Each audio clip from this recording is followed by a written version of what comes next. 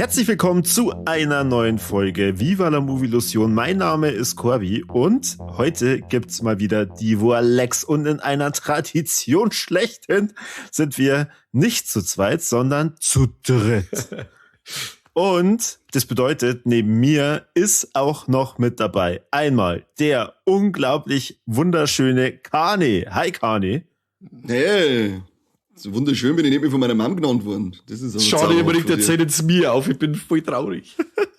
Und der noch potthässliche Sau im Amerika. Und der noch viel hübschere, intelligente und vor allem derjenige mit viel Filmexpertise, der beste Moderator, den man sich hier wünschen kann. Hier ist noch Terrorvision aka Mike. Hi Mike. Servus und Habitäre. Boah, Corby, jetzt hast du den Kurve aber noch mal sauber gekratzt, meine liebe Frau. Das war mein Part für heute. Die restliche Folge sage ich gar nichts mehr. Okay, du bist raus quasi. Das war's. Ganze Pulver verschossen. Alles am Anfang gleich. Ja, ich weiß ja nicht, wie es euch geht, aber der Februar ist ja doch so ein kurzer elendig langer Monat. Der längste Monat von alle, habe ich heute festgestellt. Ich hab 48 war Lex. Und weil ihr wisst, dass ihr leidenschaftliche Faschingsgänger seid und dann also die politischen Geschichten verfolgt, weißt schon, dieser politische Aschermittwoch und was weiß ich. Zauberhaft. Unbedingt. Werdet ihr ja wahrscheinlich nicht so viel gesehen haben, aber das prüfen wir jetzt sofort und zwar wird der Kane anfangen. Kane, verzeih mal, was hast du denn so im Februar gesehen? Ja, soll ich jetzt vom Fasching verzeihen, vom Rosenmontag, politischer Aschermittwoch, was weiß ich? Was dein war lecker immer ist? Nein, ich hab kein Faschingsvorleck dabei. Ich hab zwar kurz überlegt, ob ich an Söder seine brunstumme Schweinsrede von Aschermittwoch als war Dreck mitnehmen soll, aber dachte, nein, der aber Typ, das macht ja schon Tagesschau. Ja, erstens mal das und zweitens war der einzige Wunsch, den ich dazu hab, dass er sich vielleicht mehr der Würstel ins Maul reinstopft, damit er nicht so viel Scheiße labern kann, aber dieser Wunsch geht wahrscheinlich nicht in Erfüllung. Drum fange ich mit Epsi an mit einem, ich bleib gleich bei einem Dreck, wenn ich schon mit Dreck angefangen hab, nämlich, ich hab endlich mal die 4. Staffel Witcher durchgeschaut und boah. Echt so schlimm?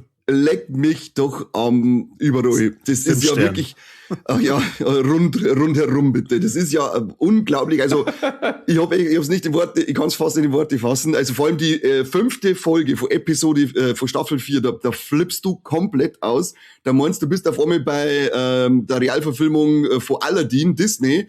Da tanzen's nämlich und singen und haben alle so bunte Kleidel und haben dann so choreografierte Moves und so ein Zeug und du sitzt da und denkst, was schau ich denn grad an? Warum schießt mir jetzt keiner im Kopf bei mir im Schlafzimmer im Bett einfach, damit diese Scheiße aufhört? Das gibt's doch nicht. Das ist wirklich, da erzählt man nicht, der Rittersporn heißt, der erzählt ein bisschen so irgendeinen Rückblick, keine Ahnung, was er eigentlich erzählt, weil ich schon komplett abgeschalten hab, aber das auf so eine wirklich, als wollten sie mit Absicht sagen, schaut's her, wie scheißegal uns der Witcher mittlerweile ist. Wir machen mal jeden Dreck damit. Und dann ist halt nicht nur die eine Folge, sondern es ist halt wirklich die Serie an sich schon ein paar Dreck, wie dieser Verfall von Staffel 1 weg war. Ich fand die erste und die zweite eigentlich ganz cool. Aber dann ist es ein Sturzflug sondergleichen. Ich glaube, ich habe noch nie eine Serie gesehen, die so dermaßen in Dreck und in Sand gesetzt worden ist. Und vor allem mit dieser Folge dann noch so, das müsste ja eigentlich schon der letzte Sargnagel gewesen sein, aber nein, es kommt noch eine abschließende 5. Staffel. Bin ich mal gespannt, was wir da dann haben. Vielleicht haben wir dann auf einmal animierte Rick-and-Morty-Folge mitten in The Witcher drinnen. Wundern da jetzt mir nimmer bei dem Scheißdreck, was die treiben.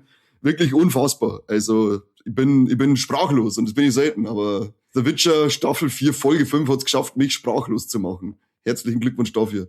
Okay. Hat's irgendwann von euch eigentlich angeschaut oder irgendwann aufgehört oder? Ich habe eigentlich nur die erste Staffel gesehen. Ja. Irgendwie, es hat mich darüber hinaus nicht abgeholt. Die erste Staffel war, ich glaube, da haben wir auch schon mal in die Vorlex drüber geredet, für mich echt schwierig mit diesem nicht chronologischen Aufbau. Das war schwierig. Ich mag zwar die ganze Geschichte, ich mag ja die Welt, ich verstehe ja, dass viele Leute die Spiele spielen, aber ja, weiß ich nicht. Und wie heißt der in der 1. und 2. Staffel, der noch mitgespielt hat? Unser lieber Henry.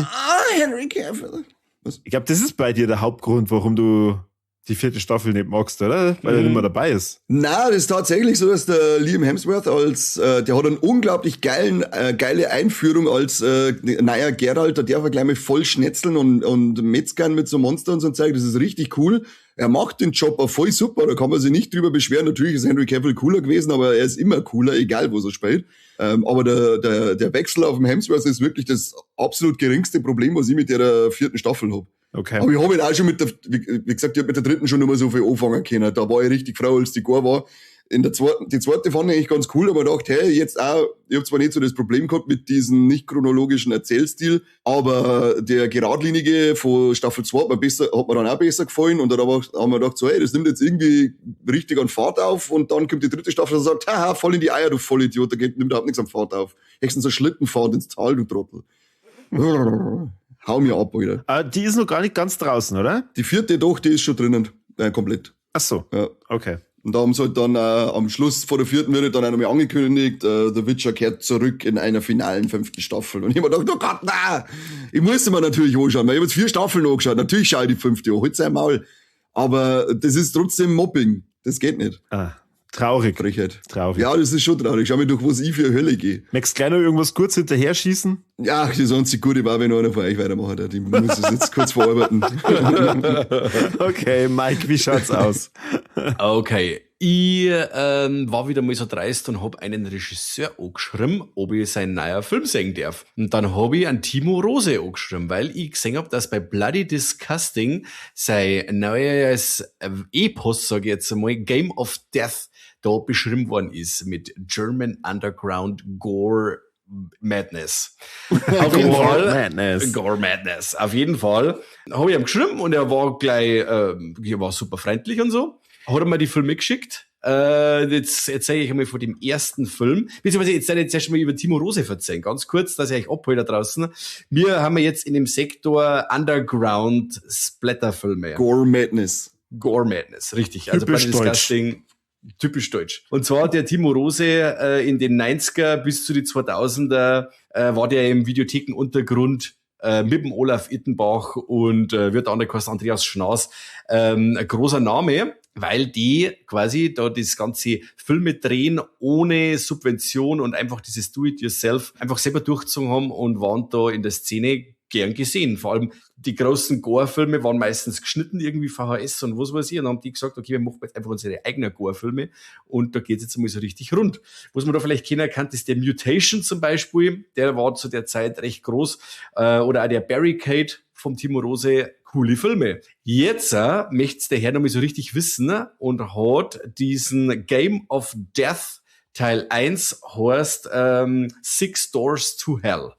Und was wir da haben, ist eine Art Mortal Kombat. Das ganze Setting ist ein bisschen so, fast schon, ja, so postapokalyptisch, dystopisch. Und zwar wird da auch die Welt regiert von die großen Mächte, die dann eben auch dieses Spiel machen, wo Leute gegeneinander kämpfen müssen. Mhm. Und das Ganze ganz brutal. Und wir haben ja da nimmer so ganz nur auf der Erde, sondern wir sind da in so einer Art Zwischenwelt, in der sich die Leute gegenseitig bekämpfen. Unsere Hauptfigur möchte durch diese 7 Tore zur Hölle, 6 Tore zur Hölle, Entschuldigung, und möchte seine Tochter wiederfinden. Und das muss er oder kann er nur machen, wenn er gegen ganz viele andere Leute kämpft und diese Kämpfe auch gewinnt. Und wo es man da effekttechnisch sagt, sucht seinesgleichen. Es ist wirklich mega geil gemacht.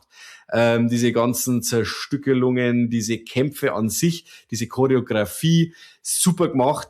Die Darsteller für so eine Indie-Produktion habe ich manchmal ein bisschen hölzern, aber das schwankt halt auch. Alle haben dabei, die kennst das nicht an, dass die eigentlich keine professionelle Schauspieler sind, andere eben wieder schon mehr. Aber so dieser Schnitt ist schon extrem hoch. Auch dieses ganze Produktionsdesign von dem Film mega, also dieses CGI, wo man oft sagt, wo man schon, ich schiele jetzt einmal in Richtung Olaf Ittenbach, die oftmals da dieser Knackpunkt der Filme sind, das ist in dem Film mega geil. Also wenn man da Höllenszenen in dem Film, wo du sagst, wow, eine von den Figuren wird quasi in dieser Hölle runtergezogen, da bricht der Boden auf und dann fällt der da runter. Und wie das gemacht ist, ich mir denke, wie viel Budget hat der Film? Brutal. Also entweder haben da brutal viele Leute dahinter, die da mit so viel Herzblut dabei sind, die da sich da einfach hinsitzen und machen die Effekte für lau, oder es steckt so viel Kohle in dem Film. Also sind wir wieder bei der Diskussion vom letzten Mal. Ja, mit den 35 Millionen bei Greenland. Bei Greenland, Ja. wo du sagst, Kim, 35 Millionen, das ist ja low budget. Nein, Entschuldigung, es war mit Budget. Oh, Entschuldigung, dann habe ich mich heute ein bisschen vertan. Es ist immer noch verdammt wenig. Wobei ich aber sagen muss, ich weiß jetzt nicht genau, jetzt hast du mit dem Budget, ich weiß jetzt nicht genau, wie viel der Herr für diese Filme Budgetcode hat. Es ist wahrscheinlich nicht viel, produziert von Nando Rona, ich weiß nicht, ob euch der was sagt, das ist auch so ein Name in der Szene, der war jetzt mit dem Film da involviert bei beide Teile und jetzt wird auch momentan gerade der 3. Teil gemacht. Also wir haben es da mit so einem Cinematic Universe zum Tor. Und ich werde euch dann auch noch über den 2. Teil was erzählen, der komplett anders ist wie der erste. Aber jetzt noch mit zum ersten. Ich bin echt gespannt, wann das Teil kommt. Ich glaube, der ist jetzt auch schon in die USA verkauft. Finde ich mega, dass der so diese Plattform kriegt. Und ich hoffe natürlich auch, dass der in Deutschland dann irgendwie zeitnah rauskommt, weil das Ding mega unterhaltsam war. Er hat ein paar Längen drin. Man ist auch nicht so, für so Indie-Produktionen so 90 Minuten oder 80 Minuten, 85 Minuten ist halt immer so die Schiene. Aber ich glaube, der erste Teil hat jetzt 1:50 gedauert. War ein bisschen kürzer, ein bisschen knackiger, aber wir haben extrem viel Schauwerte. Wir haben so eine episodenhafte Erzählung durch die verschiedenen Stadien, wo sich unsere Hauptfigur da durchkämpfen muss. Sorgt extrem für Kurzweil und ich habe gesagt, effekttechnisch, wer jetzt da sich auf einen geilen Splatterhammer einstellt, der ist bei denen Filmen genau richtig. Und wie gesagt, effekttechnisch schaut es auch geil aus. Auch noch das CGI dazu. Ich bin echt gespannt, wie da die Reputation so sein wird von dem Film, wenn jetzt da mehrere Leute gesehen haben. Aber ich war für meinen Teil, für das, dass es eine Indie-Produktion ist, extrem begeistert. War cool. Bin ich schon sehr gespannt. Ja, rück noch mal raus, du Schwanz. Ich hab gefragt, aber jetzt hat's geheißen, es muss alles mit Rückfrage und so, also einen hat er jetzt weitergeben können. Ich hoffe, dass ich euch die Filme auch noch mal weitergeben kann. Aber ich muss ja vorher, dass wir den Timo Rose einmal einladen zu unserer Wer bist denn du Rubrik.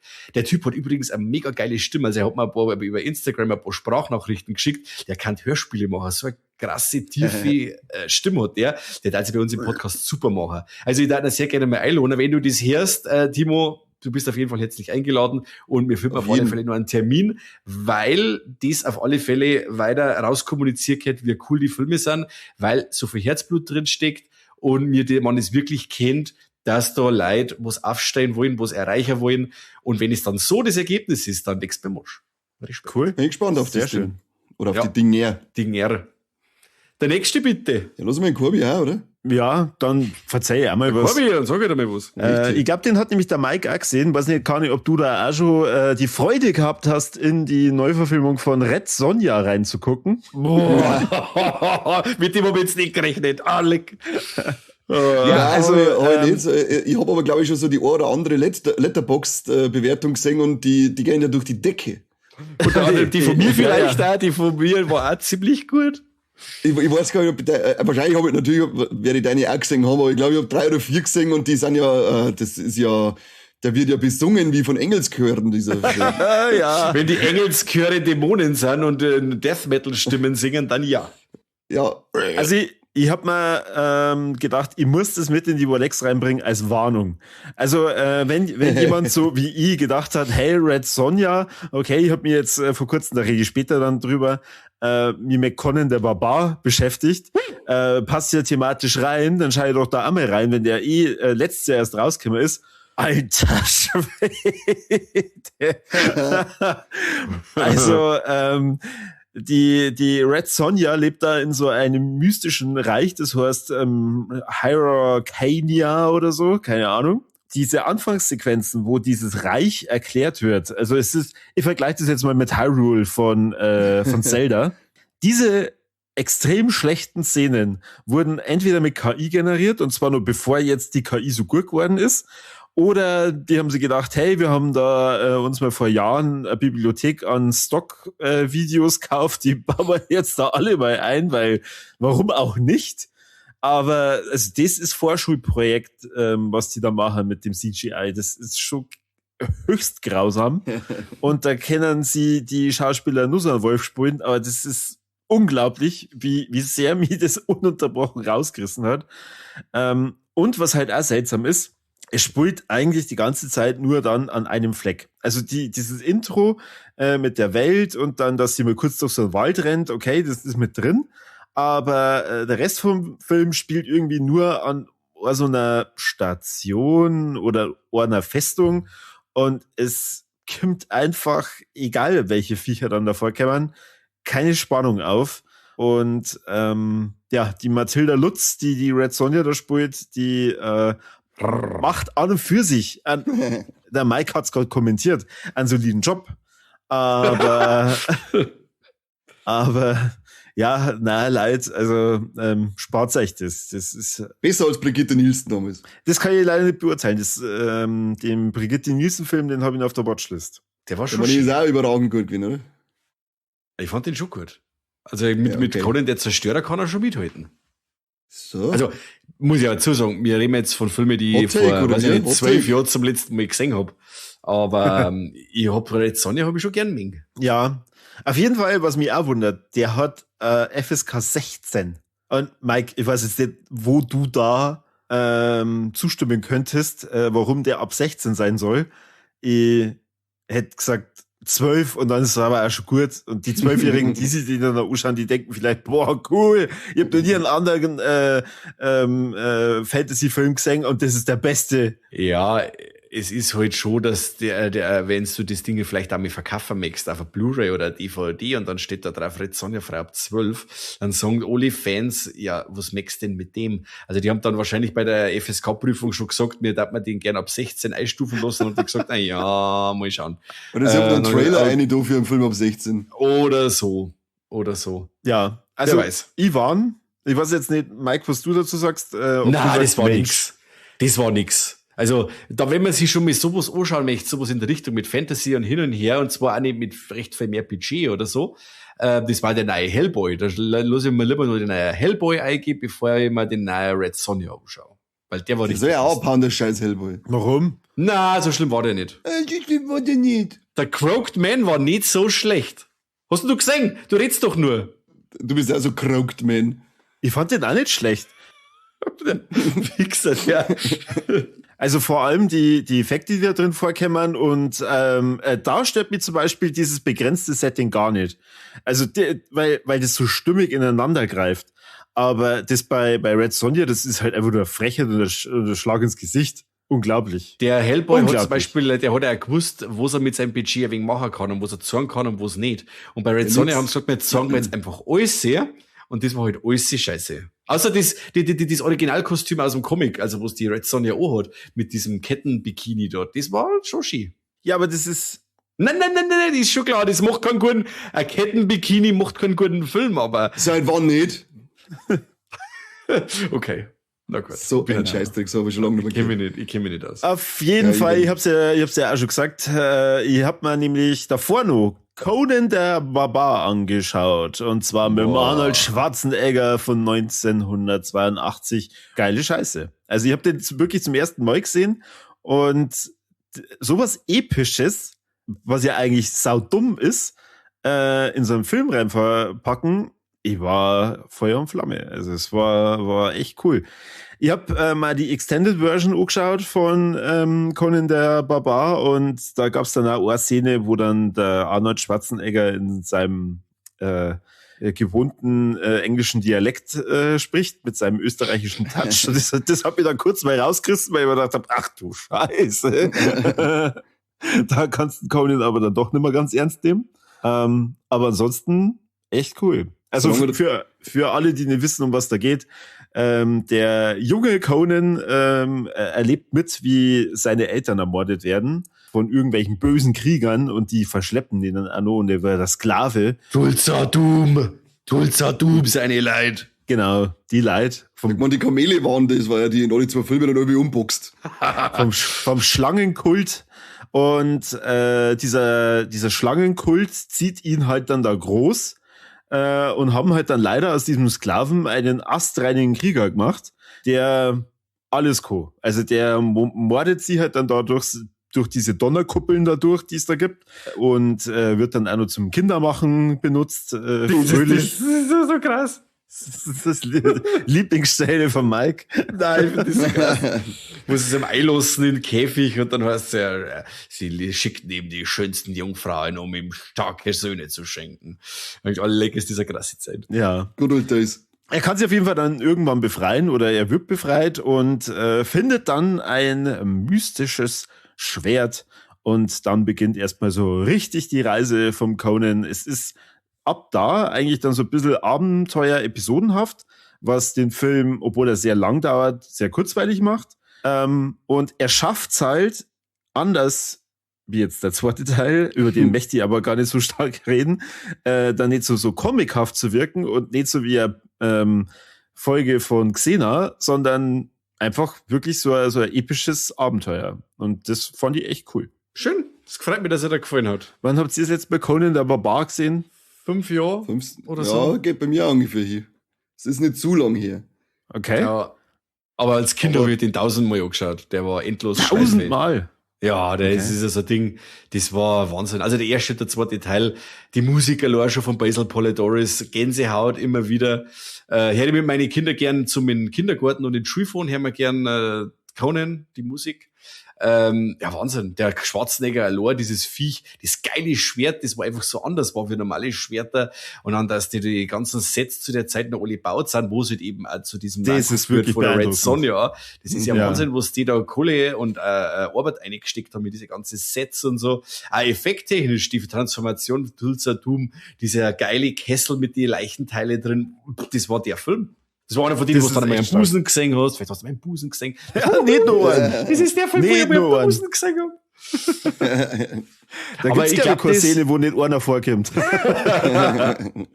Aber dann auch das, wie du sagst, mit diesem Schwarzenegger. Ich glaube, dass sie Amis schwerer tun mit dem Schwarzenegger wie mir, weil wir haben ja diese geile Dannenberg-Synchronstimme und die haben ja damals diesen, die guten, da war ja dieses, glaube ich, ist echt schwierig. I go with my father to the forest und wie Pixar.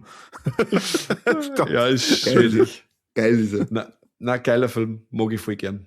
Beide, also der zweite, glaube ich, ist ein bisschen Herkules Xena-mäßiger, nicht mehr ganz so düster und brutal. Da sind schon ordentlich abgegangen vom Gas. Also da hast du dann schon gemerkt, okay, es gibt keine Nackedei-Szenen mehr und die Sets sind auch nicht mehr so aufwendig aufgebaut. Nicht mehr so viel Blut. Also ich hab da so Barbarella-Vibes teilweise gehabt, weil man gedacht hat, die haben jetzt alle in einen Raum gesperrt und haben das nur kurz abgehängt mit irgendwelchen billigen Tüchern und behaupten jetzt so, das ist jetzt in dem Schloss.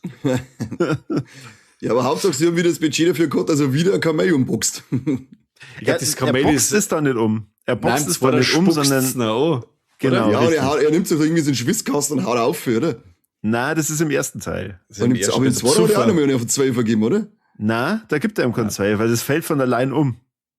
Irgendwann hat es 2 Mal umboxt. Das ist aber so überraschend. Im ersten Teil, wie er das Kamel dann boxt. Und ich hab mir gedacht, wie haben sie denn das gemacht? Das muss ja eigentlich schon ein echtes Kamel gewesen sein. Ja, 100 Pro, dass er einfach umgehauen. Diodato gefällt das. Ach Gott. Schön. Gut, dann gehen wir mal wieder zum Kani. Kani, du hast bestimmt auch mal was Positives nur dabei. Ich habe auch was Positives dabei. Ich habe mal wieder ein Anime angeschaut und es war wieder ein sehr berührender, schöner Anime, der ist auf Netflix drin, heißt Kotaro Lives Alone. Das sind gerade 10 Folgen. Und da geht es um den titelgebenden kleinen Kotaro, 5-jähriger Bub. Und der zirkt selber in irgendein Apartment ein. Und daneben ist so ein Manga-Zeichner, der noch nicht so richtig in seinen Erfolg hat, aber schon langsam in die Richtung geht und der kümmert sich dann ein bisschen an den Kotaro. Und der hat einen ganz einen eigensinnigen Animationsstil, an den muss man sich ein bisschen gewohnen, find ich, vor allem an die Augen, die sind komisch, aber wenn man das dann hat man echt eine schöne Zeit mit dem und eine wirklich schöne Geschichte, die erzählt wird, weil der Kotaro dann die Erwachsenen irgendwie ein wenig so hilft durch seine kindliche Sicht auf alles sehen. Vielleicht irgendwo ein wenig so den Druck und den Stress rauszunehmen, den man sich als Erwachsener gerne mal macht. Und es zudem hat er auch noch eine ziemlich krasse Geschichte, warum der Kotaro eigentlich allein lebt. Also ich kann den gerade empfehlen. Er hat seine Eltern umgebracht. Fast, ja. Okay.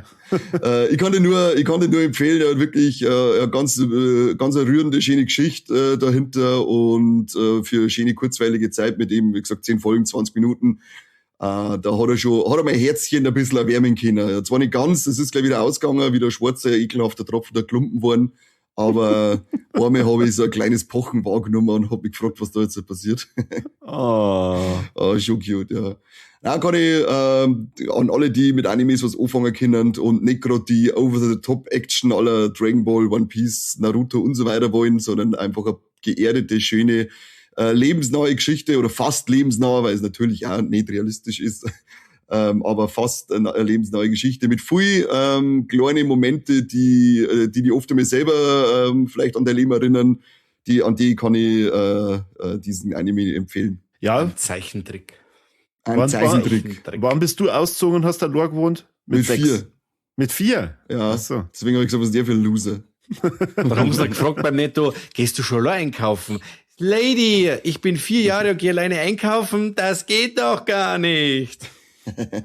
Oh Gott. Kennst du das nicht, Corby? Was ist denn los? Können wir allein zu Hause? Na, Oh, leck. na.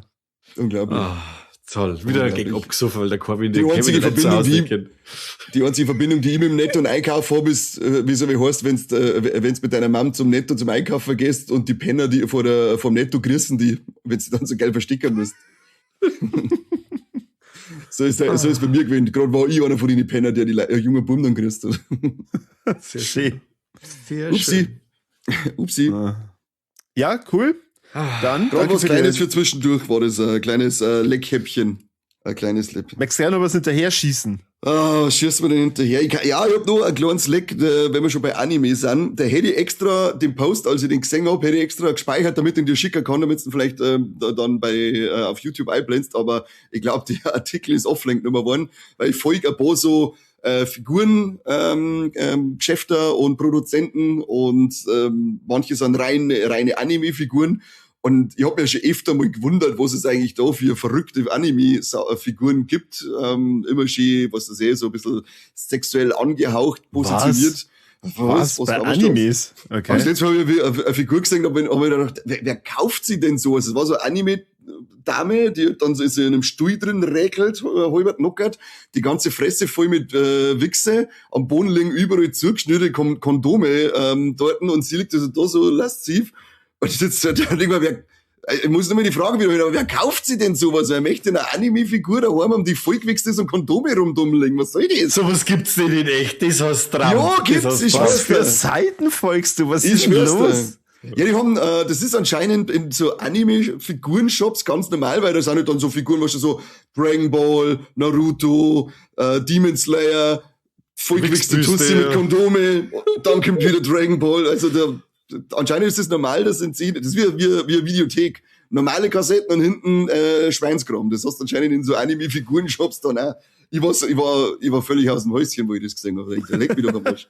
Aber dann, so, wir, dann wolltest du gerade deine Kreditkarte holen und zack, war's wieder oder offline. haben wir was weg? Ja, und die scheiß Ding kostet dann gleich mal ein paar 100 €. Weißt du, das ist nicht gerade irgend so Billo-Scheiße, sondern das sind richtig hochwertig produzierte, weil dann scrollst du jetzt so durch, dann werden natürlich dann nur Nahaufnahmen so von sämtlichen Geschlechtsparts dieser Figur gemacht, damit du siehst, wie detailliert zum Beispiel der Camel Toe da jetzt nachgebaut worden ist. Und wieder, also wenn irgendjemand kennt, der sich sowas kauft, bitte fragt es warum und schreibt es in die Kommentare, mich würde echt interessieren. Ja gut, eigentlich kann man sich die Frage... wir uns halt interessieren, wo dort sie sich, wenn er Herr kommt. Wo dort Ja, sie dann- genau. Und darf man deine Figur nur mit Schwarzlicht anleuchten? Das darf mich auch interessieren. Ich gehe nämlich stark davon aus, dass jemand, der sich diese Figur kauft, der wächst so, 100%. Jetzt, Da wird die alles sehen, dass der das tut, weil du brauchst nicht, brauchst du nicht mal ein Porno kaufen und wächst nicht dazu.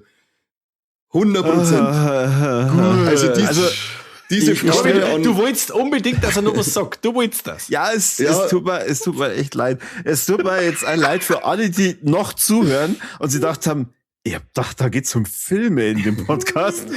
Nein, ich glaube, unsere Hörer sind nicht so dämlich wie ich, dass das noch 4 Jahre noch nicht kapiert haben, dass in die Wolex um alles gehen kann. Die glaube, wissen das mittlerweile schon. Ja, und die das ist ja in warten, Ordnung, aber die warten schon immer auf vollgewichste Figuren hier eben die Wolex. Ja, das haben schon wahrscheinlich. immer gewartet. Bitte schreibt es in die Kommentare, ja. Ja, Ich wollt glaub, ihr dass es das mehr wirklich sowas zu hat. diesem Thema wissen oder war's das? Okay. Dann post man einen Link drunter. Vielleicht kriegen wir ja ein Ding. Wie heißt das, wenn man was dazu verdient? Man Affiliate-Link zu. Ja, wer weiß.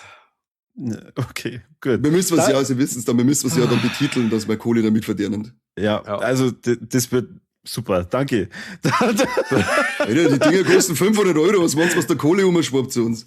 Dann, Mike, wie schaut's aus? Hast du auch irgendwelche Anime-Figuren Hast gesehen? du deine Figuren schon mal angesamt? Na, aber ich mache jetzt nochmal weiter mit was anderem Starken, und zwar nochmal mit dem Game of Death. Da erzähle ich noch was über den zweiten Teil, der den Beititel hat Dark Secrets, und der bietet jetzt die totale...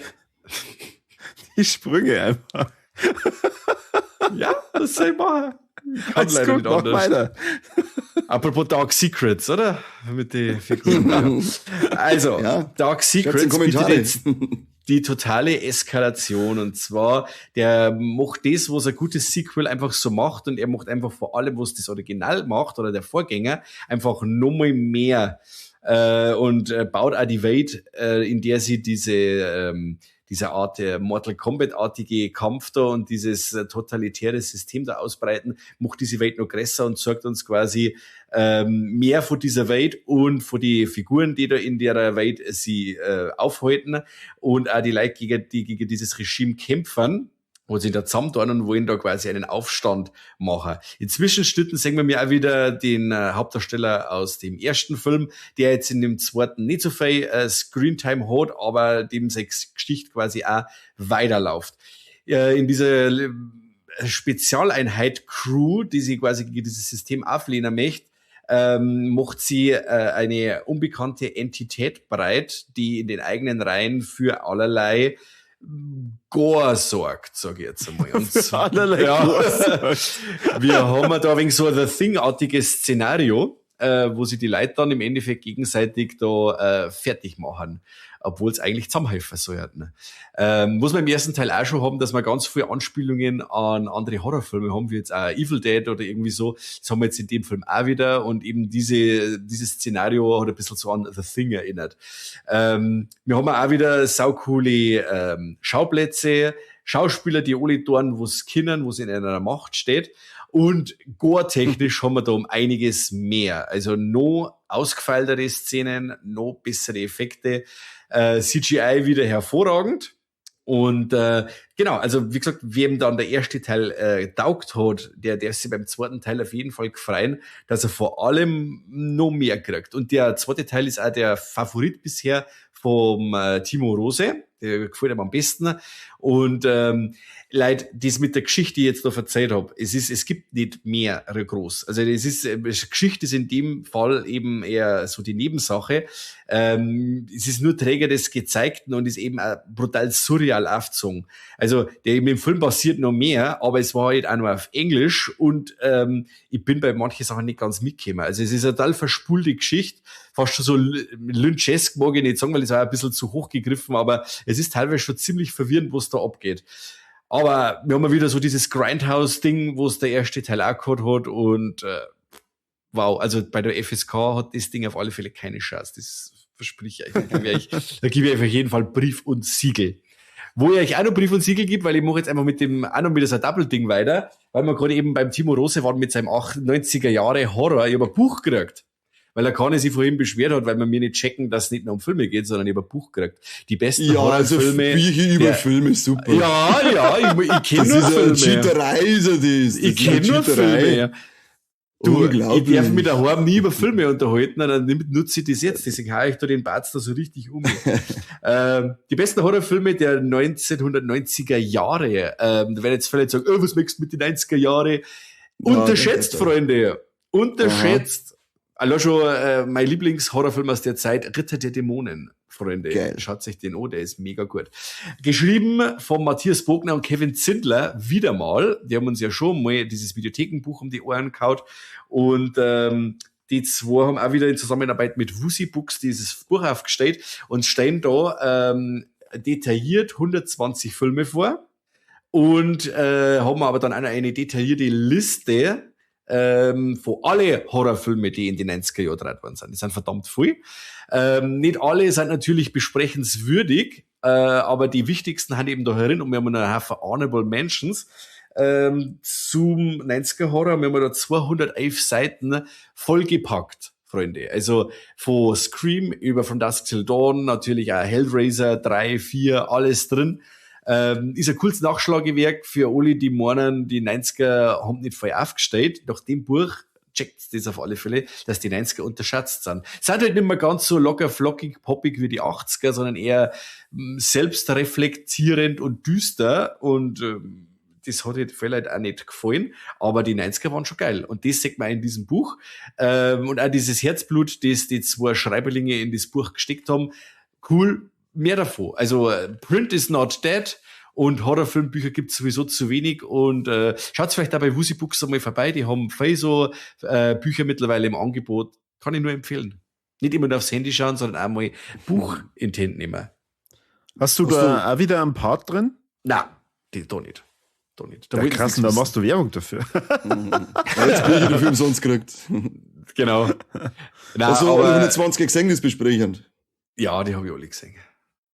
Brav sein. Wow. Okay. Weil ich habe vor kurzem auch dieses In Search of Darkness angeschaut. Ich weiß nicht, ob euch das was sagt. Da kann ich bestimmt diese Doku über die habe ich schon gesehen.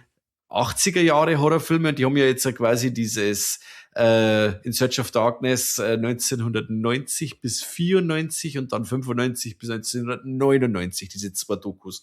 Und das ist jetzt quasi die schriftliche Version davon.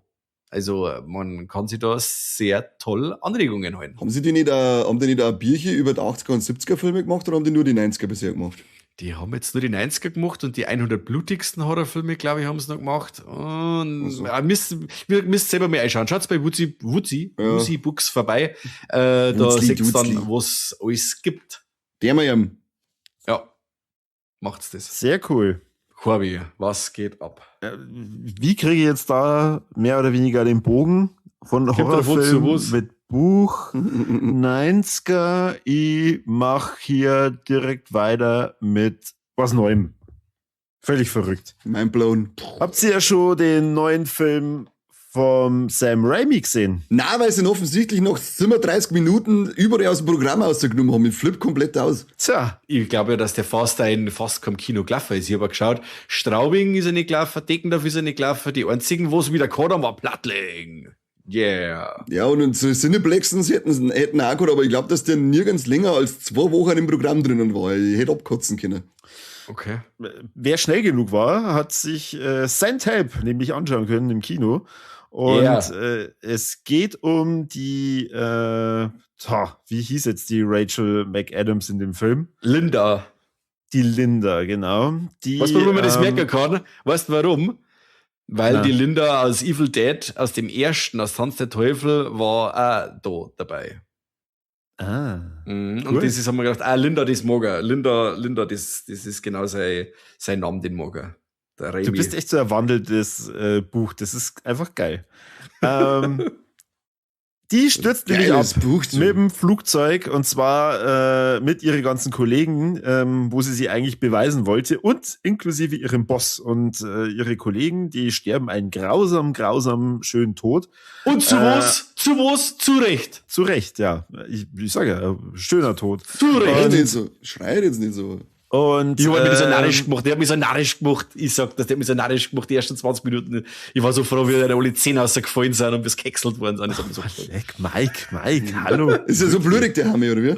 Ja, es ist halt ja, es gibt schon stellenweise blurige Szenen. Also das ist schon nett. Geb. Aber im Prinzip ist es die böse Version von Castaway. Genau das ist die Prämisse. Sie landet mit ihrem Boss auf einer einsamen Insel. Sie ist ein Survivor-Experte und schlägt sie da Seven vs. Wild mäßig eigentlich sehr locker durch diese Insel dadurch. Und ihr Boss jammert und ist absolut abhängig von ihr und da passieren ein paar sehr skurrile Situationen, aber auch sehr Thriller- und Horrorlastige. Hat den gewohnten schwarzen Humor vom Sam Raimi mit dabei. Und ich möchte jetzt ja gar nicht verraten, wo dann der Twist geht. Ich sehe Mike schon, irgendwas habe ich gesagt, was ich offenbar vergessen habe. Null. Nein, ich gebe jetzt ein bisschen einen Senf dazu, aber das passt schon, Corby. Du bist gut dabei. Das hat schon hin. So wie ich das sehe, hat das Ding 40 Millionen Budget gehabt und hat jetzt schon 75 eingespielt. Also das heißt, wahrscheinlich haben sie es nur deswegen nicht in unsere Kinos in breite Masse reingestreut, weil sie gedacht haben, Budget ist schon herin. Passt das. Mit Budget. Ja. Die Pisse. Gebt mir das auf. Wir wollten so gerne im Kino singen. Ich habe auch gehört von Leuten, Ja, die vielleicht- haben ihn in 3D gesehen und die haben gesagt, da hat er nochmal so richtig geil gezunden. Das mit der Wildsau, das muss im Kino in 3D Wahnsinn gewesen sein. Wow. Sicher nicht so cool wie die Wildsau-Szene mit dem Jack Black im Naja Anaconda. Da mag ich nichts Hab ich hören noch von nicht gesehen. Anaconda. Ich mag von Jack Black Hab ich- nichts hören, ich mag von Anaconda nichts hören, da mag ich nichts hören. Ah, der Trailer hat schon lustig ausgeschaut. Ach, Ja, aber wo war muss der er- lustig? Der war Der muss ein behindert. riesiger Scheißtrick sein. Muss er. Also, ich habe nämlich auch noch den ersten Trailer, zumindest die Idee fand ich ganz nett, sage ich jetzt einmal. Aber der muss ja unterirdisch sein. Was ich hab da glaube ich, habe ich kein einziges gutes Wort über den Anaconda gehört. Oh, Wo es auf alle schade. Fälle nicht unterirdisch ist, ist Send Help. Und zwar war Schnell wieder den Bogen dahin ich zu war bringen. wirklich, ja, weg vom Jack Black Mist da. Ich war begeistert, hast du jetzt begeistert war sie nicht, aber er hat mir verdammt gut gefallen. Man kennt da wirklich auch wieder, wir sind mal in diesem Raimi-Universum, die jetzt sind alle Figuren total überspitzt. Das ist wie wenn du einen Comic durchbladelst wieder. Die Figuren, du triffst selten Leute, die so sind wie in dem Film. Und die Linda ist wirklich so nett, verkörpert von dieser unglaublich hübschen und charismatischen Rachel McAdams. Du liebst die, obwohl du sagst, ja, das kann vielleicht ein bisschen unangenehm sein, wenn die in deinem Büro sitzt. Aber das, was ihr alles antun und wie gemein das sind, sagst du, das hat die Frau nicht verdient, weil die gibt wirklich alles für diese Scheißfirma, die übrigens an Bruce Campbell gehört. Weil nach der Übergabe, nach dem Tod von seinem Vater übernimmt der Sohn die Firma und im Hintergrund sieht man ein riesiges Gemälde von seinem Vater, da deutet dann einmal so so leicht und dann sagst du, ey, schon hinten, das ist scheiße, das ist ein Gemälde von Bruce Campbell. Das ist ein sehr geiler, kleiner Cameo. Also der Bruce Campbell wird in dem Film sehr gelobt von der Rachel McAdams, weil dieser so ein netter Mensch war. Aber der Sohn ist ein Rechtsarschloch. Und alle kriegen's was verdienen. Und auch dann auf der Insel, dieser Boss meint halt immer noch, er kann ihr kann anschaffen, ich bin immer noch der Boss. Und dann schafft sie halt Anschläger. Und das einmal so richtig. Also was der dann da erleiden muss, das ist auch schön. Also das macht sie wirklich schön. Und man schaut ihr, auf die sie das die im Vorfeld so viel mitmachen haben müssen und die tut einfach nur leid. Auf die ist es dann wirklich eine Genugtuung, was mit alle anderen passiert und was mit dem Boss passiert und wie sie da durch diesen Film in dieser Wildnis da zurechtkommt. Fand ich super. Er hat wirklich so, wo wir wieder beim Cartoonhaften sind, eben dieser Angriff von der Wildsau schaut mega krass aus. Es schaut ja nicht so aus, als wenn wir uns noch in dieser Welt, in der Realität befinden daten, weil alles so krass drüber ist. Es ist dann auch voll krass blutig und so und auch diese Sicht von der Wildsau ist dann so Evil Dead-mäßig. Also du kennst einfach, wenn du Drag Me to Hell gesehen hast, dass das auf jeden Fall ein Sam Raimi-Film ist. Und er ist ja ein wenig anders. Es ist ja kein reiner Horrorfilm, sondern er hat, wie habe ich schon gesagt, er hat so Survival Geschichte und dann ein bisschen Horror oder Grusel ist mit drin und so. Und dann auch dieser typische Raimi-Style, ich fand den cool. Extrem kurzweilig, also genau meine fast 2 Stunden, aber so, das, was da auf der Insel alles passiert und was er mit ihr macht, was sie sich dann wieder mit ihm macht, natürlich sind viel eklige Sachen dabei, es sind viel lustige Sachen dabei.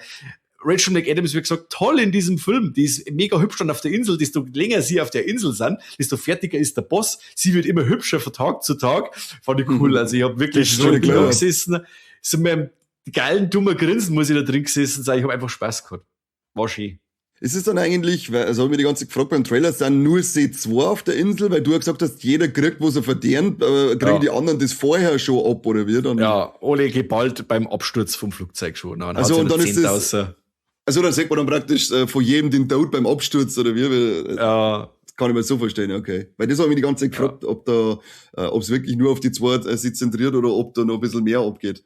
nein, das nicht. Aber Aber es danach ist auch dann so auf der nett Insel dann sind zu halt die ihm 2. trotzdem. Ja, genau. Und es ist so nett zu ihm trotzdem. Und er ist weiterhin so ein Arschloch. Und irgendwann sagst du, weißt du was, das, was sie macht, ist auch nicht immer astrein. Aber gibt dem Arschloch Saures, weil er es nur so verdient hat. Und das ist eben so schön, dieses Abrechnen mit dieser Oberklasse. Toll. Wir reden nur über deine Klasse. Ich bin keine Oberklasse. Ja, für alle, geidiges Sau. Na, da hat der gute Mann aber definitiv recht. Also lustiger, böser Film. Sehr schön. Ja. Hat mir Ja. gut gefallen. Aha. Ich schaue ja. mir dann an, wenn der bei den Prime-Deals dabei ist. Kani, was hast denn du sonst nur so gesehen? Ding haben wir angeschaut, Mike, weiß nicht, ob du da jemals weitergeschaut hast bei Gangs of London, der Serie. Bis zur die zweite Staffel habe ich gesehen. Ich habe jetzt, weiß jetzt aber nicht mehr weit, dass wir da jetzt mittlerweile sind. Ja, 3 Staffeln gibt's aktuell und ich habe die dritte jetzt noch, noch angeschaut. Und leck mich am Arsch bei Folge 5, da wollen sie es wieder mal wissen mit, da wieder da gestanden, Kopf explodiert, was soll denn das jetzt gerade? du hast eine Dame da, die ist schwanger und auf der Flucht, gell? Und sie wollen die Schwangere umbringen oder zumindest das Kind und so weiter haben. Ja, auf alle Fälle während der Flucht kriegt sie irgendwann das Kind. Das sechst dann schon, wie es da sitzt und keibet da umeinander, während im Haus überall die Leute sind mit Knarren, die es umbringen wollen. Oh Gott, voll stressig. Sie darf nicht schreien, das Kind soll am besten nicht schreien. Irgendwann haut das halt dann so hin, dass das Kind auf die Welt gibt. Und dann ist erstmal so eine Nahaufnahme da, wie es da sitzt und zieht sie dann selber die Nabelschnur unten raus. Und ich mir da schon gedacht hab, Alter, warum säge ich denn das jetzt halt noch, wie es da die Nabelschnur rauszieht? Ja, kleines Foreshadowing, nämlich ein paar Minuten später weißt warum, weil dann findet sie natürlich einer und dann wird der Typ noch geil mit der Nabelschnur erdrosselt. Das war klar. Weil jetzt haben wir aber schon stark drüber da hier. Folge, also ich bin da so und denke, Alter, was passiert denn da jetzt eigentlich gerade? Das ist die ganze Zeit einfach nur so Gang, Mafia, zeig mit ein paar, mit Samurai. Eigentlich ist voll ich muss leider sagen, dass die ein bisschen zu der reinen Schießerei, einer rein, in Anführungszeichen, langweiligen Schießerei verkämen ist, weil ja, blutige Einschüsse habe ich jetzt schon 1000-mal gesehen, aber es war nur mal sonderlich kreativ, wie es die erste Staffel vor allem auch war. Ja, weil aber die Kampfszenen geil waren halt. Ja, aber das ist irgendwie, hat sich das so wiederholt, dass eigentlich nur mal wirklich mich mitreißt noch Kinder. Aber da war ich mal kurz noch mal hellwach und mir gedacht, okay, weil ich hab noch gesehen, wie es den Typen mit so einem Ding hat, dann denk ich, was ist denn da jetzt passiert? Hab ich sogar noch mal zurücklaufen lassen, was jetzt eigentlich gerade los war, weil ich kurz mal abgelenkt war und ich gesagt, da schau ich her, da hat's das Schnell her. Ich hab mich noch gefragt, wo das Schnell herkommt. Da bin ich, leck mich am Arsch, aber doch Gangs of London, okay, jetzt hast du mich doch noch mal abholen können. An sich kann ich die Serie zwar aber trotzdem empfehlen, die ist cool. Es geht halt einfach nur drum, dass sie ein Untergrundboss mit dem anderen verbündet und einen umbringen möchte und den dann verrott und dann bringen sie den um oder wollen umbringen. Was anderes ist, das ist nur ein Hin und Her zwischen, ich verbünde mich mit dem und bring dem um und die verbünden sich mit dem. Man hat einige geile Kampfchoreografien, vor allem der ersten Folge, das war gleich mal Weltklasse, da mit dem Aschenbecher ins Maul und dann an den Tischkanten umgehauen. Da waren noch richtig geile Sachen drin. Irgendwann verkommt's zu einer reinen Scheißerei, wie so ein Kriminaler, da scheißen sie einem recht viel. Aber das ist Tatortmäßig, ja genau. Aber das ist ja auch mal schön zwischendurch, wenn es gerade mal ein wenig scheißt und drin viel Dinger musst. Und blutig ist durchgehend zumindest. Aber freut euch auf die Folge 5 oder Staffel 3, wenn es mal wieder was richtig abtrat, sehen wollt, wie man Leid erledigen kann. Da längst schon wieder die Messlatte ganz schön hoch.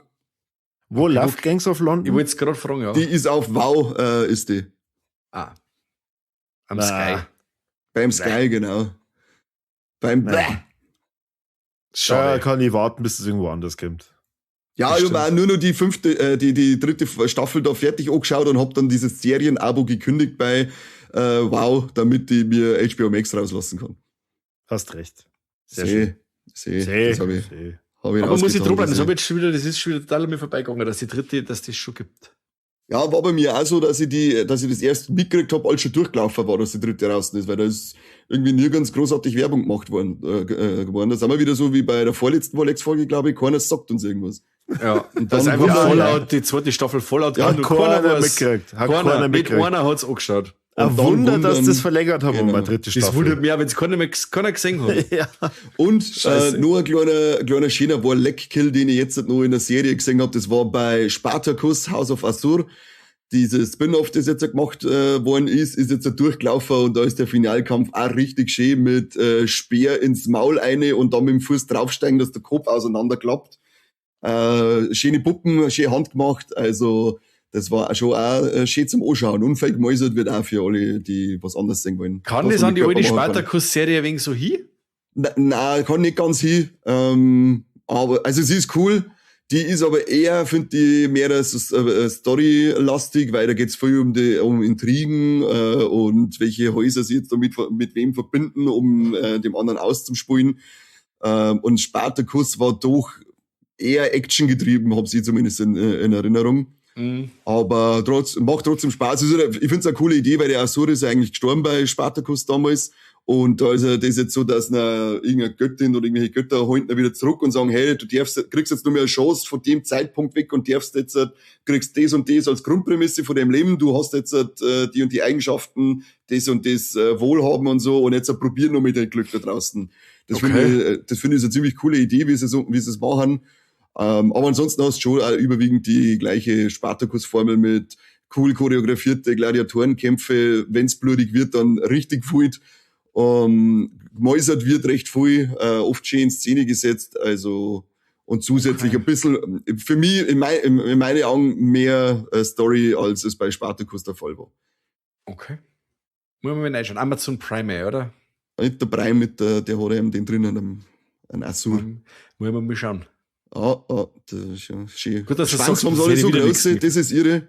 Bei der Wie zweiten bei Folge. 28 Years Later. Ja, das sind fast lauter Samsons, sind das fast alle. Da sind so einmal in einem Bootwandraum drinnen. Da denkst du, ach so geht jetzt an jeden der Rehren bis zum Knie runter, oder was? Was ist denn los mit euch? Warum brauchst du das? Ja, was Die, soll das? die Mädels rundum, die meinen alle, das ist normal. Und dann schaust Ja, du genau. rein und dann sagen sie, oh, der riecht nicht bloß schlecht, der ist auch noch klar. Aber Ja, so, und dreckig auch noch. die meinen alle, das gehört ja so. Dabei Ja, ist das nicht so. Das ist ein völlig irreführendes Männerbild wird da entweggesetzt. Ich weiß gar nicht, wann das einmal angegriffen wird, dass das Männerbild nicht so sein muss. Ich möchte jetzt eine Fortsetzung von der Substance, gerade aus der Sicht von einem Mann. Ja. Oh, lecker, Das was macht meinst du, wie Sinn. das war, wenn er dann die ganze Gymnastik tanzt und dann der Zoom irgendwie vorn so auf seine Froschaugen ist, wenn er in der Gymnastikhose drinnen ist. Wen cast man denn für Substance männliche Henry Cavill. Henry Cavill, immer. Als Junge. Beide Versionen. Beide. Okay, passt. Count me in, you son of a bitch. Boah. Ja, Okay. Sehr schön. Richtig Aber- schön. Weiß nicht, spricht da der Neid? Ja klar, ganz klar, Nein, Penis nein. ich sag's nochmal. Diese Frage immer, möchtest du so einen großen Riemen haben? Nein, wo tust du denn den hin? Der hängt da oben. Es hat ja doch der große Johann schon gesagt, wo man den hin tut beim Spazierengehen mit der Radlerhosen. Der große Johann. Grüße gehen raus. Das war Ja, immer weil- toll. Comedy Street war immer super. Weltklasse, ja. Ah, leck. Da fragst du noch, wo man den hin tut. Ja. Der TV Spartacus dann über die Schulter, glaube ich. Ja, Über die Schulter. wahrscheinlich. Unfassbar. Dann durchtrainiert von bis unten, kein Gramm Fett am Körper. Ja, unglaublich. Ich hab mehr Fett am kleinen Zeh als die am ganzen Körper. Was soll denn das überhaupt? Ja. Gut. Cool, wie gut, hast du gut, noch gut. was? Ich hab noch einen Film. Ich war noch einen. Du hast auch noch einen? Ja. Kani? Du? Ich hab auch nur Für- eins Teil. Boah, krass, Oh. okay, dann machen wir das jetzt hier ganz stringent und ich fange an. Ich habe mal den Film Good Boy angeschaut und ich war begeistert. Also ich glaube, dass der Kani oder so das bei die, Ich hab noch In nicht Öl. gesehen. aber ach so, Ich war's. ich hab gedacht, du hast es gesagt. Ja. Du hast in irgendeiner Folge mal, glaube ich, erwähnt, dass das schon geil ist, dass der Hund da so gut schauspielert. Ja. Und es geht eben um den Hund Indy, der bei seinem Besitzer, bei seinem Herrchen, irgendwas Übernatürliches entdeckt. Und die ziehen dann in ein abgelegenes Haus und da wird's halt noch übernatürlicher. Man weiß ja nicht so recht, in welche Richtung geht es. Ist da irgendwie eine böse Entität oder was ist da los? Das Beeindruckende an dem Film ist, er kommt komplett ohne Animationen aus, was den Hund betrifft. Und der macht da echt einige Einstellungen mit, wo ich mir denke, hey, krass, wie haben die das dem gelernt? Also, ist echt beeindruckend. Dieser Fokus ist auch die ganze Zeit auf dem Hund. Es ist teilweise so, dass die Personen, die in dem Film mitspielen, nur vom Gesicht her verschwommen dargestellt werden. Es ist mit Absicht wirklich so, dass sich der Film hauptsächlich auf diesen Hund konzentriert. Und das finde ich großartig. Der Film hat ein Budget gehabt von $70.000 und hat mit 8,7 Millionen, das klingt jetzt nicht noch viel, aber doch ein Vielfaches von seinem Budget einfach wieder eingespielt. Und der hat ja auch sehr viel Positives abbekommen, wenn es um Filmkritiken geht. Und da kann ich nur Positives hinterher schmeißen. Echt ein geiles Ding. Sollte man auf jeden Fall gesehen haben. So viel vorweg, der Hund stirbt nicht.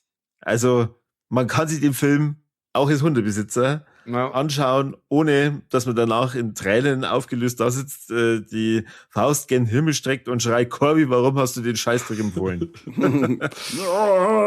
Ich finde es wirklich krass, dass du dem Film nicht einmal ein menschliches Gesicht siehst, gell? Ich glaube, es ist einmal schon der Fall, dass du da das siehst, aber das ist so nebensächlich. Am Schluss dann. Aber so. Ja. Da hab ich jetzt gestern erst dran denken müssen, weil ich habe gestern den Film Other angeschaut mit Olga Kurylenko, oder wie die geheißen hat. Die war mit Bond-Girl. Und die, da ist auch so, du siehst quasi den ganzen Film über, sie ist allein in dem Haus von ihrer Mutter, weil die gestorben ist, der haben das Gesicht weggefressen. Wer? Aber voll schön, das Die sag Katzen? ich nicht. Sag's Nein. am Kani, die Nein, Katzen waren das. Nein, das Ist war's aber nicht. ganz legitim, weil, kurz einhaken, kurz Wissenschaft, wenn du stirbst und die Katzen haben nichts mehr zum Essen, Ja. fangen die im Macht der Gesicht Hund an, auch. Weichteile erstmal wegessen. Ja. Lippen, Ohren, Nasenflügel, Ja. Hodensack. Arschloch. Das ist doch nicht so Egal weich. was ist, die müssen aufs Arschloch hin. Ja, aber das ist ja nicht weich. Ja, das ist deins vielleicht, weil du deinen Schließmuskel nicht trainierst. Voll weich. Auf Ja, jeden du Fall Ewiger. war es halt da auch so, dass die da in dem Haus ist und es wird wirklich auch so konsequent durchgezogen. Am Anfang vom Film schon ganz seltsam, aber du siehst vor ihrem Freund das Gesicht, die haben es immer so irgendwie gemacht, dass das passt und hin und her und das ist auch mit Gesichtern ist in dem Film noch ganz wichtig und da fand ich es auch cool. Da habe ich auch an den Good Boy eben auch denken müssen, weil da war es also mit den Gesichtern. Ja. Das haben sie recht. Also, Also große Other Empfehlung. kann man anschauen übrigens. Also der kennt zwar jetzt nicht zu meinem Ding dazu, aber den haben wir gestern angeschaut. Der war aber einen Screener gekriegt, den kannst du das auch anschauen. War bei die Tiberius Screener-Links dabei. Kann Da, man wo der Sue schauen. Torn dabei drin ist, oder? Ja, ich mein schon. Den hat man schauen können, der war gut. Muss ich mal ein bisschen Ja, cool. Screener schauen. Ja, dann kommt der Kani, oder? Kani, Kim, Ja, verzeih, schnell. Ich habe eigentlich nur noch so ein kleines Dreck, weil das selbst ist, was ich überhaupt nicht verstehe, was zurzeit so neu aufkäme. Ich weiß nicht, ob ihr das schon probiert habt, du wahrscheinlich nicht, Corby, weil du bist der reinrassiger Vegetarier, nicht ganz, aber diese Smash-Burger. Was ist das? Dieses Smashburger, ich höre nur kurz, du hast mehr Aufmerksamkeit. Ja, das ist bei mir auch gerade. Ich dachte, oh, was nice, schau her, frisst du mal ins Maul. Du bist du mal kurzzeitig wieder kein Vegetarier, probierst. Und da denken wir irgendwann so, was soll denn eigentlich diese Scheiße? Alle überall im Internet bei mir, die Rezepte und so weiter, sage ich nur noch Smashburger, weil Smashburger so toll sind, aber es ist einfach nur das scheiß Burger-Patty gesmashed, zusammentatscht. Weniger Fleisch als vorher. Das ist eigentlich das gleiche Fleisch, das ist einfach dünner. Und alle flippen aus und Knusprig. sagen, das ist so geil. Ja, Nein, knusprig. Scheiß, bei halt. mir war überhaupt nicht knusprig. Also da brauche ich vielleicht endlich mal einen gescheiten Koch, der es richtig herrichtet, weil bei mir war es einfach nur ein zusammentatscht Scheiß-Patty und sonst nichts. Ich bin auf 180, ich weiß nicht, warum das so ein Hype hat, diese Smash-Kacke. Was soll denn das? Macht mich komplett fertig. Ich weiß, du hast dann scheinbar noch nicht probiert, Mike. Nein. Dann bitte probieren und mir dann berichten, ob du einen erwischt hast, der Beste ist. Weil ich hab dann nämlich sogar Perplexity gefragt, was ist denn der Sinn von Smashburgers? Und die hat gemeint, dass das angeblich ein bisschen so karamellisiert am Rand sein sollten und dann auch ein wenig knusprig. Und ich so, ja, wenn so gerade Ja, voll. karamellisiert gewesen war, ein Scheißdreck ist. Also Einfach nur die eine im lapprige, Internet das war wie ein sagen- viral Aufschnitt habe ich da drinnen gehabt in meinem Burger. Tolle Wurst. Oh Gott. Hast du dann Ja. oben schon eingeschaltet, Herr Platten? Oder Nein, ich was hab die du nicht selber, sonst die noch? haben auswärts gekauft sogar, das ist ja noch schlimmer. Die haben Ach nicht so. selber gemacht, die werden auswärts, werden jetzt ja angepriesen und überall angeboten und tolle Smashburger, dann kaufst du, denkst du, geil, probierst du mal was Neues. Bist du keiner von den alten Bauern, die nur das essen, was kennen. Ja, dann kommt mich herbe Enttäuschung. Jetzt hast du die Schwierig. Bauern verstanden, hä? Ja, genau, jetzt weiß ich, warum der Bauer nichts frisst, was er nicht kennt. Fix. Richtig. Weil es nur enttäuscht wirst mit so einer Scheiße. Na, also dieses Smashburger-Ding ist selbst das, entweder war ich wirklich bisher, ich habe 2 probiert und zweimal war es einfach nur eine labbrige Scheiße, wie gesagt, als hätte ich Rall Wurst in meinen Burger eingeschmissen gekriegt. Entweder war ich nur bei Arschlöchern, die nicht kochen können und einfach nur schnell das schnelle Geld mitnehmen wollen, oder es ist einfach wirklich diese lachhaft lächerliche Kacke, die ich da serviert gekriegt habe. Wenn irgendjemand weiß, hey, da und da gibt's einen, der macht die perfekten Smashburger, dann sagt's was bitte, dann probier ich nochmal einen, aber nach 3 Versuchen und keiner Überzeugung bin ich dann wirklich raus, wenn's nichts wird. Gell? Okay. Stinksauer. So ein Trick. Schön. Das ist nix. Na, schön ist das nicht. Möchtest du was Geiles essen, dann kriegst du Mist hergeworfen. Schade. Das ist echt schade, ja. Jetzt hast du einen Haufen Geld. Und dann ist er Ja, Mist. die sind, glaube ich, sogar teidiger gewesen als die normalen. Boah. Na gut. Sagst du mal, wie wir mir verarscht werden. Und jetzt machst du sogar Werbung hier. Also irgendwas machen sie ja Es offensichtlich. ist doch nicht alles immer Werbung, wenn man davon redet, du Zipfel. Wenn ich sag, dass es ein Dreck ist, wenn ich sag, dass es nach Scheiße schmeckt und wie ein Radelwurst im Burger ist, dann ist Hast du das nicht keine gesagt? Werbung. Hast du nicht gesagt? Du hast gesagt, du Du hast willst die eine ganze Zeit Empfehlung. 5 Minuten eine Wutrede gehalten über das Nein, Smashburger und du sagst, die nein. haben Werbung gemacht, du Du Behinderter. hast gesagt, du willst wissen, wo gibt's da praktisch den Besten und ob er kocht, dir das nur irgendwie super ja, zubereiten kann. aber ich habe keine Werbung gemacht, habe ich eine Frage gestellt. Na, Oh, okay, wenn ich jetzt gerne mit deinem KB auspeitschen. ja, Kim her. So. Ja, das ist der Grund, warum wir es nie vor Ort miteinander machen, weil es genau wusste, dass ich die ganze Zeit einschlug. Was auf alle Fälle sein Geld wert ist der Film Alles voller Monster.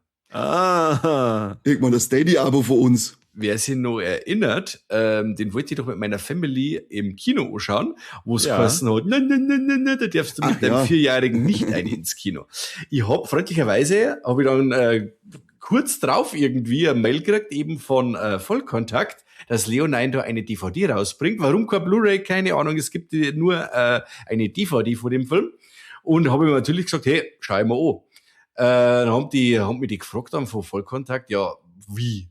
Das ist ja Animationsfilm. Sag ich, ja, aber das ist ein gruseliger Animationsfilm und der passt zu uns da super rein. Und wo der auch super reinpasst, ist ins Kinderzimmer, weil der Film wirklich ganz, ganz toll ist. Im Original heißt der Film Stitchhead und vielleicht ist der eine oder andere schon mal bei so einem Buchgeschäft eures Vertrauens durchgelaufen und hat dann einen Comic gesehen von Stitchhead. Und auf diesem Comic basiert der Film Alles voller Monster, der auch eine deutsche Produktion ist, Freunde. Also es ist deutsches Qualitätskino. Ich habe mir wirklich nur wieder über deutsche Qualität auslassen. So schaut's nämlich aus. Aha. Bei Alles voller Monster geht's darum, dass der verrückte Doktor ganz viel Monster macht und das im Akkord. Der riecht Monster her, verschiedenste Größen, verschiedenste Zusammenstellungen, aber in dem Moment, wo die zum Leben erwacht sind, kommen die weg und er macht schon wieder das nächste. Dann kommt der Stitchhead auf den Plan, der wo in Deutsch Stichkopf genannt wird. Gut, ist halt jetzt wieder so ein Übersetzungsding. Aber ich sage jetzt weiter Stitchhead, weil das hört sich viel geiler an. Und der Stitchhead nimmt sie alle von den Monster an. Erklärt einer die Regeln in dem Schloss, erklärt einer, sie dürfen nicht in die Stadt runter, weil die Leute alle verrückt sind und keiner Monster mag. Und sie bleiben doch am liebsten alle unter sich. Zeitgleich kommt in diese Stadt mit den ganzen seltsamen Leuten ein Zirkus, ein Wanderzirkus, der sich als Freakshow versteht und ganz seltsame Gesellen an Bord hat und die suchen halt alle, weil sie ziemlich erfolglos sind, nur dieses ultimative Monster, das die Leute zu Tode erschreckt und wo es einen Haufen Kohle bringt. Durch ein paar Zufälle kommen sie dann eben zu diesem Stitchhead, und den wollen sie dann unbedingt abwärmen zu sich in diese Freakshow. Der Stitchhead willigt ein, lässt seine ganze, ich sage jetzt mal im Großen und Ganzen Familie zurück, weil er jetzt da einmal diese Anerkennung kriegt, die er eigentlich verdient hat, beziehungsweise werden ihm Sachen versprochen, die er einfach toll findet, weil er einfach mehr rauskommt von daheim. Die ganze Familie, die ganzen anderen Monster, die alle sehr süß ausschauen, vermissen einen Stitchhead und wollten ihn wieder zurückhaben. Und so schicken sie das neueste Monster, der den Stitchhead am liebsten mag, in die Stadt runter und die sollen den wieder zurückbringen. Auf diese kommen dann ganz viele Wirrungen und Irrungen und es ist ganz lustig. Es ist auch sehr oft melancholisch. Also wir gehen mal eher nicht in die Richtung Minions, sondern in die Richtung Burton-Animationsgeschichten, wo öfters einmal auch, wo es ein bisschen morbid wird, wo es ein bisschen melancholisch ist. Düster wird selten, aber man gespannt schon, okay, es geht viele Figuren in dem Film nicht gut. Und man muss sich schon ein bisschen so eine Leidensgeschichte mit anschauen, wo es aber für Kinder immer noch wo es immer noch kindgerecht ist. Also das ist jetzt kein Misery-Porn als Animationsfilm, sondern es sind schon so Probleme, die man nachvollziehen kann. Und es löst sich dann am Schluss natürlich alles in Wohlgefallen auf. Und natürlich gibt's auch eine Message noch mit dazu. Man soll nicht immer anders aussehende Leute gegenüber skeptisch sein, man soll offen sein. Nicht nur das, was man kennt, ist das cool, sondern man darf auch mal neue Erfahrungen machen und so weiter und so fort. Natürlich auch haben wir mit ganz vielen Familiengeschichten mit dabei, dass man sagt, okay, wie wichtig Familie ist, wie wichtig aber auch das Loslassen ist. Und zwischen die ganzen Messages haben wir ganz viel Action und Humor. Ich empfehle auf jeden Fall Alles voller Monster, der war super cool. Hätte man jetzt locker im Kino anschauen können, also satz mir nicht besser. Mit 4 kann man mit dem Film auf jeden Fall was anfangen. Ich habe ihn ganz groß bei mir daheim auf der Leinwand gehabt, die ganze Family war dabei. Alle haben riesen Spaß gehabt. Meine Frau hat noch gesagt, hätte man lieber einen Super Mario angeschaut, da war es ein wenig lustiger, der Film ist so traurig und so deprimierend. Ich sag, jetzt lass doch heute mit Zeit, das passt schon, die Kinder brauchen auch mal sowas. Und was war, der Film war gut, dann haben sie die Hände auf die Hände gerissen, der war so gut, das war der beste Film, den ich je gesehen habe. Also gut, die Songs okay. Zu fast jedem Film, den sie neu singen, das war einer von den besten Filmen, die ich je gesehen habe. Ja, ich wollte gerade sagen, wie oft hörst du den sonst? Aber sie haben wirklich Spaß gehabt und sie haben dann auch noch erzählt und wollten dann noch im Film auch noch reden über bestimmte Sachen, die sie wahrscheinlich bedrückt haben, das mag ich nicht sagen, aber die sich beschäftigt haben oder so, da haben wir ein paar Gespräche gehabt über den Film und so. Also für Familien, und wie gesagt, mein Bruder, der Jünger ist 4, der hat den locker verkraftet, der hat dem sehr gut gefallen, der ist mitgekommen, also kann man auf jeden Fall anschauen, auch die Kleinsten in der Familie. Ein total schöner Film, zwar mit Monster, aber liebenswerte Monster und viel Message. Kann man schauen, macht man nichts verkehrt. Wow, jetzt hab ich sogar Bock, mir den anzuschauen. Also du hast es jetzt echt richtig schön erklärt. Ja. Das ist Werbung, Corby, das war Werbung. Ja. Jetzt mag ich den Film kaufen.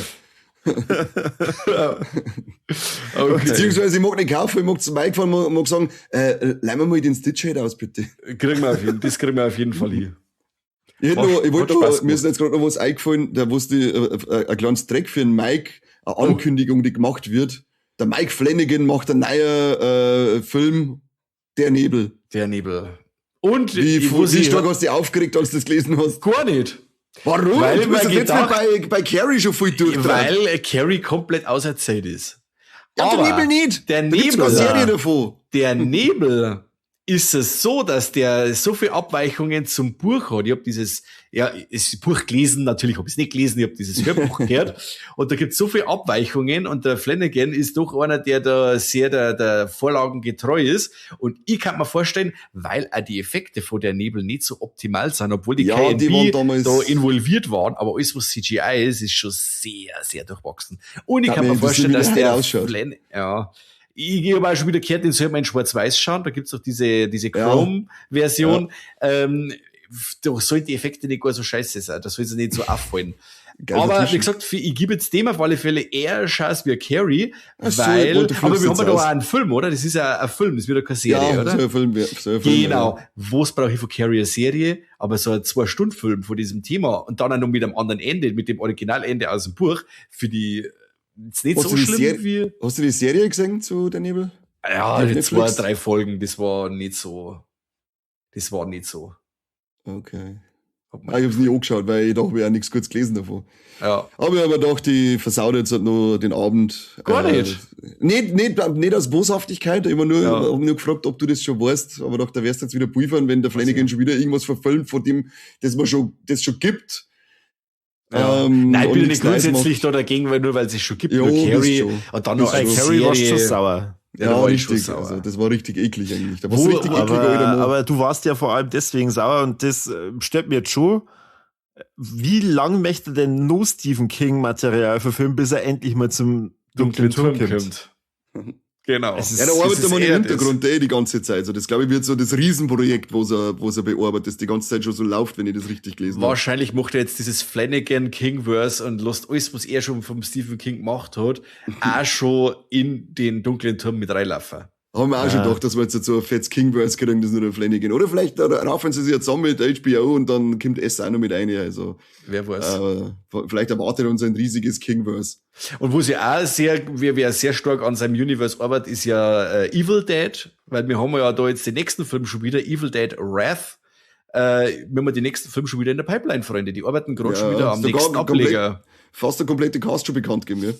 Ja, fett. Also wenn wir jetzt ist, eben dieses Jahr noch Evil Dead Burn und dann, wenn alles gut geht, vielleicht nächstes Jahr schon oder übernächstes Jahr Evil Dead Wrath. Schauen wir mal. Ja, I like freu this. mich. Sehr schön. Ja, dann Aber haben wir es- jetzt wieder mal eine bunte Mischung gehabt aus vielen verschiedenen Dingen. Aber am meisten freut mich eigentlich, dass wir einfach zu dritt waren. Das, Immer wichtig bei dem Alex. das erwärmt mein Herz. Und, Schön, dass wir es noch alle geschafft haben. Schreibt's in die Kommentare, was habt ihr denn im Februar alles erlebt, gesehen, vielleicht anders gesehen wie wir? Und Was ich gesagt hab, wer wichst seine Figuren an? Schreibt es in die Kommentare. Wer kennt jemanden? Und wo gibt's den vielen besten Dank. Smashburger? Oh Vielen ja, Dank, stimmt. das hätte ich fast vergessen. Und ja, ich sag einfach dann schon mal vielen Dank an euch beide fürs dabei sein und vielen Dank fürs Zuhören und bis zum nächsten Mal beim besten Podcast der Welt. Nicht vom Nebel.